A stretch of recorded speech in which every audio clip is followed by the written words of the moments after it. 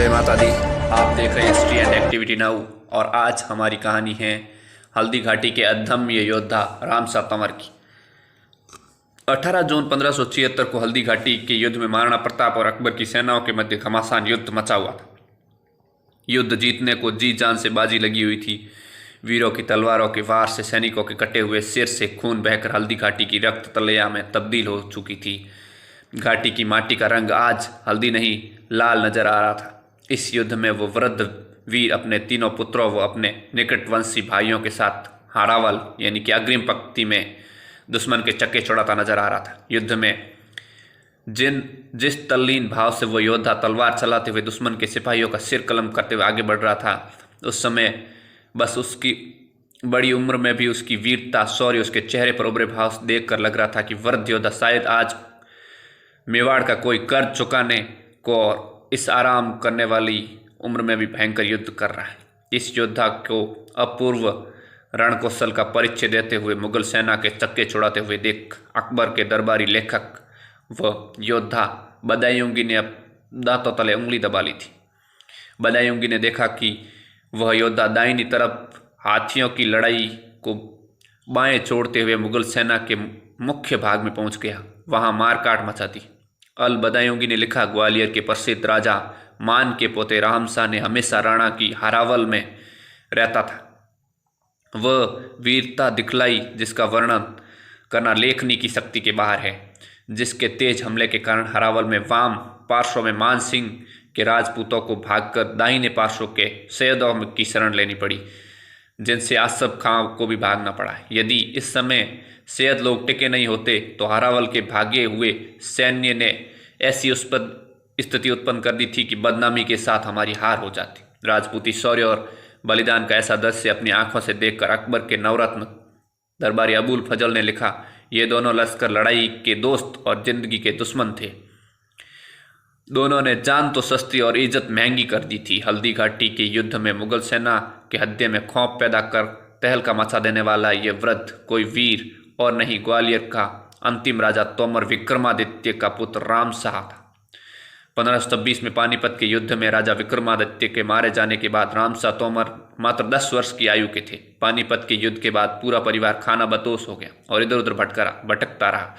युवा रामशाह ने अपना पैतृक राज्य पाने की कोशिशें की पर सब नाकामयाब हुई।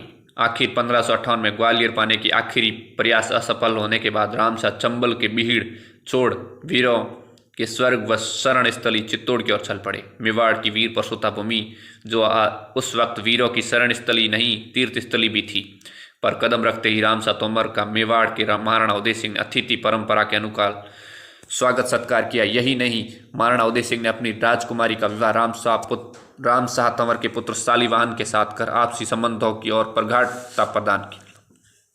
कर्नल टॉड व वीर विनोद के अनुसार उन्हें मेवाड़ में जागीर भी दी गई थी।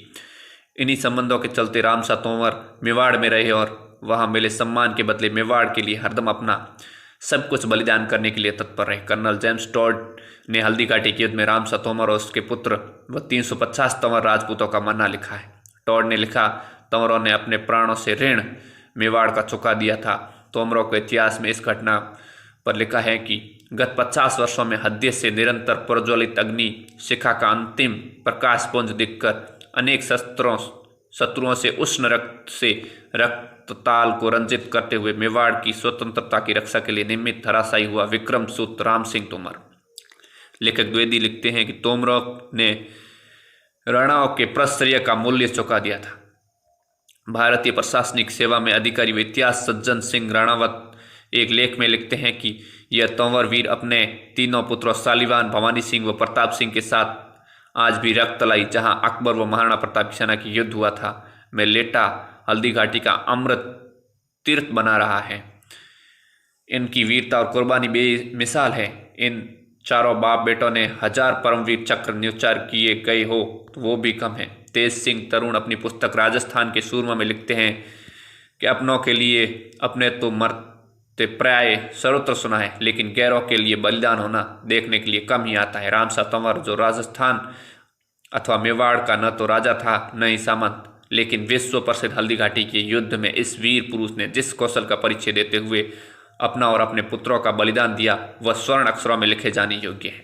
जाने माने क्षत्रिय चिंतक देवी सिंह महार ने एक सभा को संबोधित करते हुए कहा था कि हल्दी घाटी की युद्ध में महाराणा प्रताप यदि अनुभवी वयोवृद्ध योद्धा रामसा तंवर की सुझाई युद्ध नीति को पूरी तरह अमल में लेते तो हल्दी घाटी के युद्ध में निर्णय कुछ और होता।